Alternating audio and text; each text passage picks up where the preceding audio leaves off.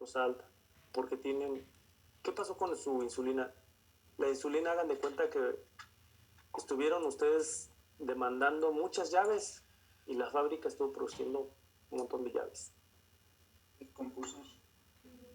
Llega un punto en que se descompone, como dices, ya no te produce, o las que produce son muy poquitas, no tienes para todos los cuartos, todas las habitaciones, ya no tienes llaves, tienes poquitas llaves. Obviamente las llaves son para los procesos más esenciales. Los procesos, por decirlo, o un tipo de tejido no tan esencial, pues ya no va a tener llaves. Sobre todo los que están más lejanos, hagan de cuenta que son como ciudades. Las ciudades pues iban a tener llaves, pero los de los ranchitos ya no les van a llegar llaves. ¿Cuáles son los de los ranchitos? Pues donde están los capilares más pequeños. ¿Cuáles son los capilares más pequeños y más lejanos? Donde hay menor perfusión sanguínea. ¿Los del pie? Manos. Exactamente, lo de las extremidades, pies, manos y lo de los ojos. Por eso, en una complicación de la diabetes mellitus, cuando es algo crónico, pues puede producir algún tipo de ceguera, produce daño tisular a nivel del pie, no hay una oxigenación adecuada y es más, si aunque hubiera oxígeno, pues no tienes energía, el tejido se muere, no tienes cómo repararlo ni cómo llevar a cabo sus funciones vitales. Por eso los tejidos se van destruyendo, se van desgastando. Por ejemplo, a nivel de órganos también son unos capilares muy pequeños, como a nivel renal. ¿Qué pasa si esa glucosa está elevada y no puede entrar la glucosa al riñón para ser utilizado como energía? Pues el riñón empieza a utilizar otras cosas, utiliza proteínas. Lo que hablábamos hace rato, lo que les mencionaba de la gluconeogénesis, es la formación de la glucosa a partir de compuestos no carbohidratos. Es lo que pasa como con las anoréxicas, ¿no? O sea, de que dejan de comer y su cuerpo tiene que buscar una forma de dónde buscar energía. Es correcto, esa analogía es muy buena, ¿eh? ¿Qué pasa con ellas? Empiezan a perder peso de una forma patológica y grave, ¿no? O sea, se empiezan a ver disminuidas y sus sistemas se ven afectados.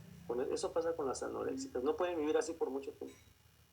Pero, o sea, me acuerdo que la maestra cuando nos dio esa analogía nos comentó primero que lo primerito que se desgasta son las proteínas, luego eran la grasa, no, la grasa era hasta el final, creo.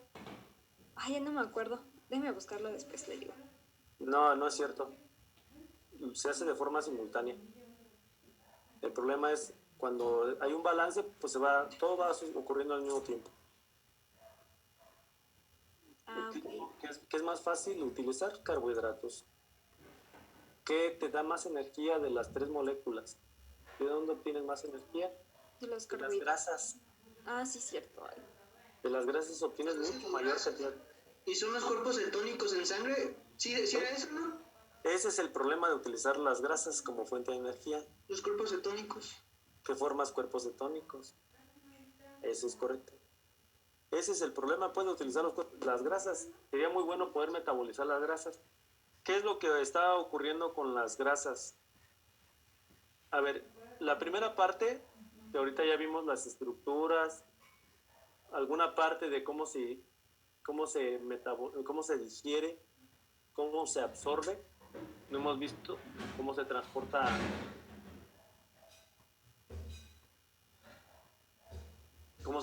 esos carbohidratos.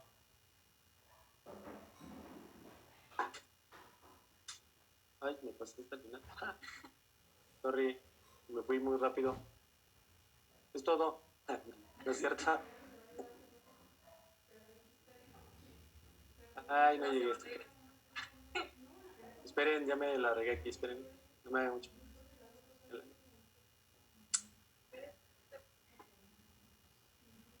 El profe se trajo. Vas a ver, Aranza, así. ¿Ok?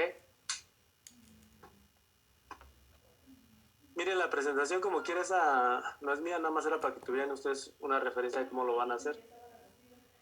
¿Vale? Dejen, veo hasta donde sigue algo que nos interesa. Ok. ¿Tienen alguna pregunta de la otra, de lo que nos adelantamos un poquito? ¿Qué ocurre cuando la glucosa está elevada de una forma patológica? Yo no entendí muy bien, profe. ¿Qué no entendiste? ¿Qué pasa si la glucosa está elevada de una forma patológica? ¿O por qué se eleva de una forma patológica esa glucosa?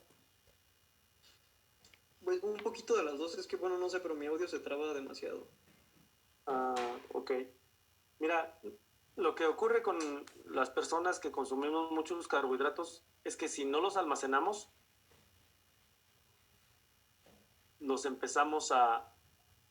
la glucosa empieza a elevar los niveles.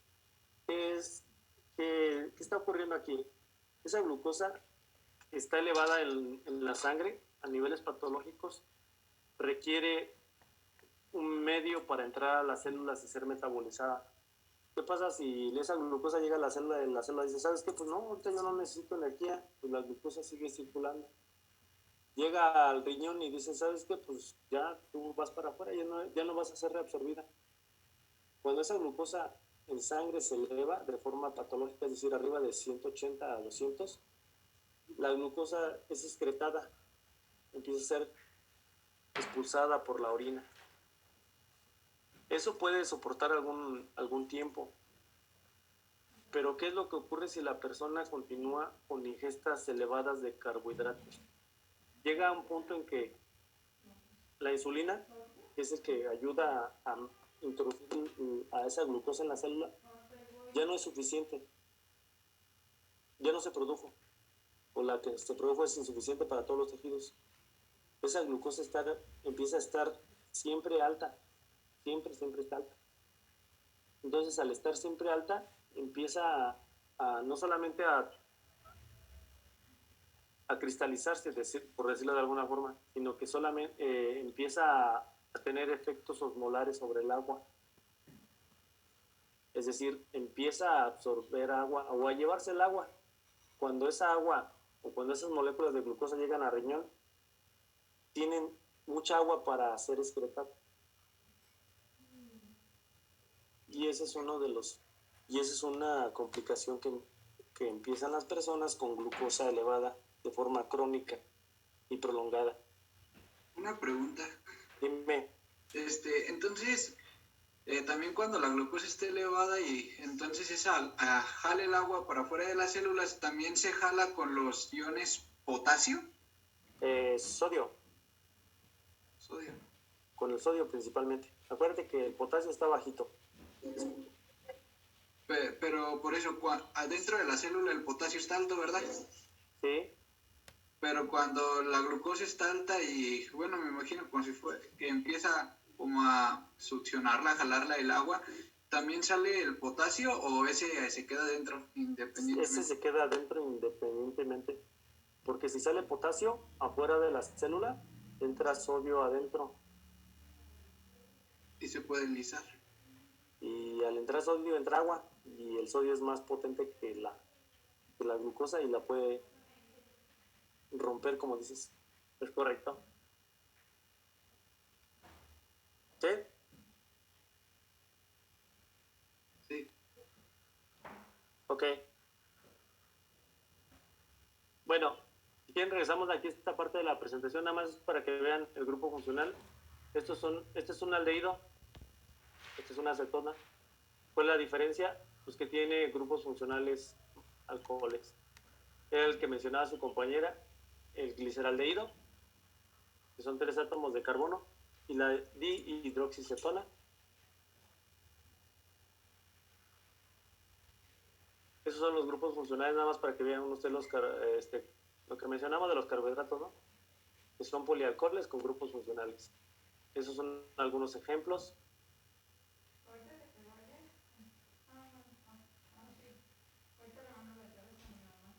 No se preocupen por los nombres y esas cosas, se los van a pasar a sus compañeros.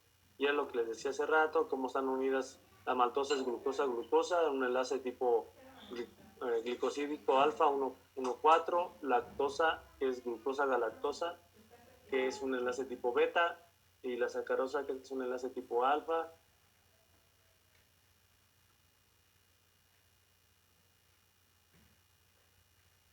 fermentación esa no se preocupen, creo que está en internet. Ok. A ver, déjame ver si tiene algún dato interesante. No, nada más miren para que vean ustedes qué cantidad de glucosa o qué cantidad de azúcares consumimos en algunos alimentos.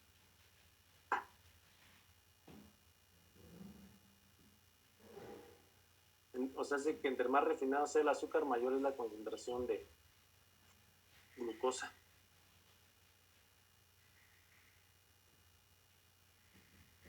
¿Sí? ¿Qué pasa si se fermenta la maltosa o un azúcar? Pues, ¿cómo a qué se refiere? ¿Sí? ¿Qué ocurriría si se fermenta la... ¿Genera alcohol? Si no, se hace alcohol. Se hace alcohol? Entonces, una fermentación se refiere a de un aldehído, una fermentación de un aldehído es una reducción. ¿Vale? Acuérdense, si se reduce un alcohol, si se reduce un aldehído, se forma un alcohol. ¿Sí? Esos eran las... Y acuérdense de las... Por eso las primeras clases eran así como bien poquito, pero eso poquito tenían que aprendérselo bien para que lo tengan de memoria y presente en la siguiente. ¿De acuerdo? Sí. ¿De acuerdo? Hasta ahorita me lo dice. A ver, pregunta. Es que veo que donde nos dice los resultados de o sea, el análisis, dice HTC, lo busqué en internet y es hematrocito y dice Hemato. que tiene 27% y según yo por lo que busqué es más alto. Es correcto. De hecho, no es... ¿Cómo dices tú? Es hematocrito. Hematroquito, entonces... Ahí va otra vez. Hematocrito. Hematocrito. Hematocrito. Sí, está bien. Ajá. ¿Influye Hematocrito. el análisis? Sí, sí influye en el análisis, de hecho influye en el estado del paciente. Nada más que aquí es un problema con la parte de la medición en cuanto a que no sabes qué tan confiable es el nivel. Si ves más adelante, por ahí viene el nivel de hemoglobina. Hacia abajo. Voy. Dice THBC. HTC. No, THBC. Ajá. THBC. Viene donde dice calculados.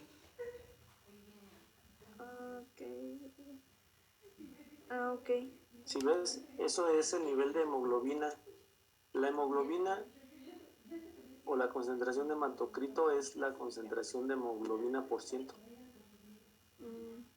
¿Ves? Ahí tiene del de hematocrito es 1%. Y en la otra de hemoglobina es 8.9 gramos por decilitro. O sea, va en proporción el hematocrito a la concentración de hemoglobina. Profe, Uh-huh. bueno, es saliéndome un poquito del tema. Es que me acordé que había dicho que nos iba a dar un repaso de los temas. Sí, pero todavía no acabamos esta parte del primer examen. ¿O quieren que revisemos los otros temas? Ay, ya van a ser las 4. Bueno, pero pues en las clases siguientes, ¿no? Es que, por ejemplo, a mí, bueno, no me quedan claras algunas cosas de los temas pasados. Ok. Ahorita sí les quedó un poco mejor claro lo de carbohidratos. Sí, bueno, a mí me sirvió bastante la presentación y cómo lo explicó hoy. Bueno, lo entendí más que las Yo clases también. pasadas. Siempre dicen eso. Y a la Porque hora de las otras sí, no no. entiendo. Ok, miren, lo que pasa es que con las primeras clases a lo mejor era porque fallaba mucho la comunicación. Y aparte, ahorita yo creo que iba todo bien hasta que les puse estructuras moleculares, me imagino. Eso es. Sí, profe. Sí, porque eso, por ejemplo, acá viene es puro texto. Y la parte de una estructura molecular es algo abstracto. Por eso les cuesta trabajo. Lo que habíamos visto al principio, pues algunas son estructuras moleculares, pero con puras palabras. Por ejemplo, les decía un ion por ejemplo, si les digo un protón, no se pueden imaginar que es solamente, pues en el núcleo, pues ya ven que hay protones y neutrones. ¿Sí?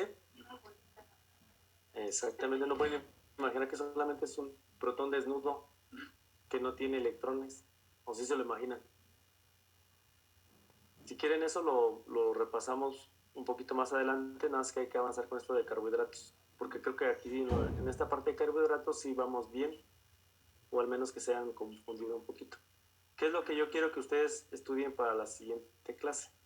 Para la siguiente clase yo quiero que ustedes estudien cómo se transporta la glucosa del intestino hacia el interior de la célula, o sea, al enterocito primero, pues eso se llama absorción, y después cómo es transportado del enterocito hacia el hígado por la vena porta. ¿Cómo se transporta? Después, ¿cómo se almacena? Es digestión, absorción, transporte y almacén de glucosa. ¿Sale? Ahí en esta parte del almacén, que la glucosa se almacena en hígado, a eso se almacena en forma de glucógeno. A eso se llama glucogénesis. Después, ese glucógeno, ¿cómo se rompe en glucosa? Y esa glucosa entra en circulación. A eso se llama glucogenólisis. ¿Puedo volver a repetir eso de glucogénesis y no sé qué? Glucogenólisis, ok. La primera es, ya ven que la glucosa es absorbida por el enterocito. De ahí tiene que ser transportada del enterocito a través de la vena porta, principalmente a hígado. Esa glucosa se almacena. A ese almacén se llama glucógeno.